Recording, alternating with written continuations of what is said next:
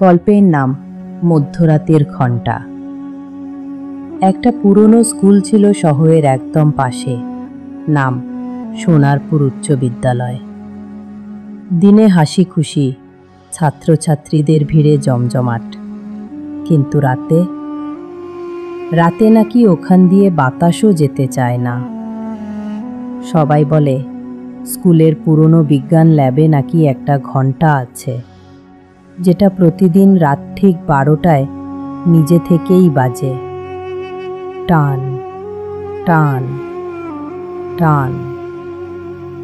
কেউ দেখেনি, কিন্তু সবাই শুনেছে। একদিন ক্লাস 9-এর 3 বন্ধু, রোহিত, সোহা আর জয়, ঠিক করলো তারা রহস্যটা ভেদ করবে। স্কুল ছুটির পর তারা গোপনে লুকিয়ে রইল ল্যাবরেটরির পাশে। চারদিক নিস্তব্ধ, কেবল ঘড়ির টিকটিক আর জানালায় হাওয়ার শব্দ। রাত 12টা বাজতেই টান টান টান ঘণ্টা বেজে উঠল। 3 জনের গা কাঁপতে শুরু করলো, কিন্তু জয় বলল, চলো দেখি কে বাজাচ্ছে। ল্যাবের দরজা খুলে তারা ঢুকল। দেখল ঘরের মাঝখানে একটা পুরনো টেবিল, তার ওপর জ্বলছে একটি মাত্র মোমবাতি। আর তার আলোয় দেখা গেল এক সাদা কাপড়ে ঢাকা মানুষ।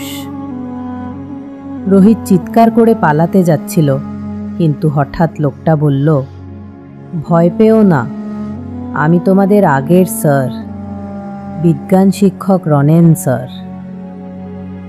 এই ঘণ্টা বাজে যাতে কেউ আমার পুরনো ল্যাবটা ভুলে না যায়।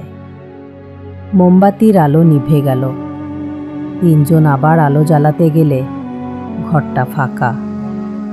না কোনো মানুষ, না কোনো ঘণ্টা, শুধু বাতাসে হালকা গন্ধ, পুরনো চকের আর বইয়ের।